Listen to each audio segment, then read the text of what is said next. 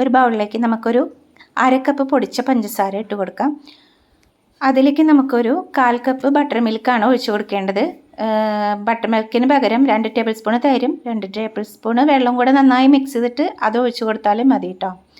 ഇനി നമുക്ക് ഇത് രണ്ടും നന്നായിട്ടൊന്ന് മിക്സ് ചെയ്യണം. അപ്പോൾ എപ്പോഴും നമ്മൾ എഗ്ലെസ് കേക്ക് ചെയ്യുമ്പോൾ പൊടിച്ച പഞ്ചസാരയാണ് ഉപയോഗിക്കേണ്ടത് കേട്ടോ.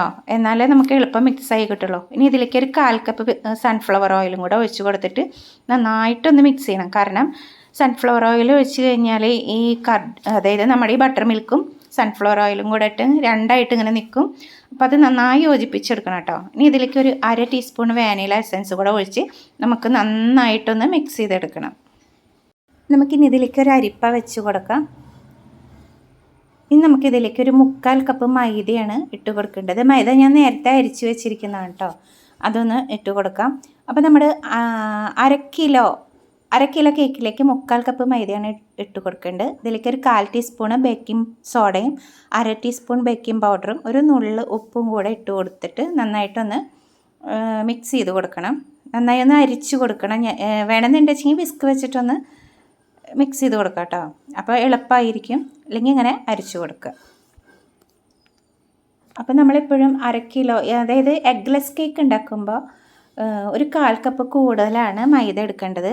അപ്പോൾ നമ്മൾ സാധാരണ 1/2 കിലോ കേക്ക് ഉണ്ടാക്കുമ്പോൾ നമ്മൾ അര കപ്പാണ് മൈദ എടുക്കുന്നത്. അപ്പോൾ അത് എഗ്ലെസ് ആകുമ്പോൾ 1/4 കപ്പ് എടുക്കണം.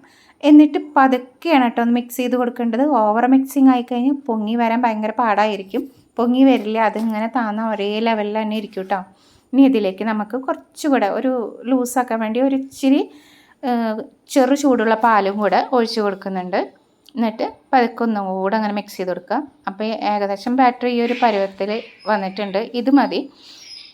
ഇനി ഓവർ മിക്സ് ആക്കി കഴിഞ്ഞാൽ നമ്മുടെ കേക്ക് പൊങ്ങി വരാൻ പാടായിരിക്കും. അപ്പോൾ നിങ്ങളൊരു കാര്യം ശ്രദ്ധിക്കേണ്ടത്, തണുത്ത പാല് ആഡ് ചെയ്ത് കൊടുക്കരുത്. തണുത്ത പാല് ആഡ് ചെയ്ത് കഴിഞ്ഞാൽ അത് പെട്ടെന്ന് പിന്നെ നമ്മൾ ബേക്ക് ചെയ്യുന്ന സമയത്ത് പൊങ്ങി വരില്ല കേട്ടോ.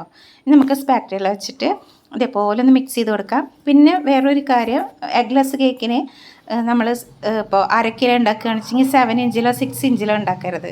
6 ഇഞ്ചിൻ്റെ താഴെ ഏകദേശം ഒരു 4.5 5 അങ്ങനത്തെയൊക്കെ അളവിനുള്ള മോൾഡിൽ വേണം ഉണ്ടാക്കാൻ. അപ്പം നമുക്ക് ശരിക്കും നന്നായി പൊങ്ങി കിട്ടും ചെയ്യും.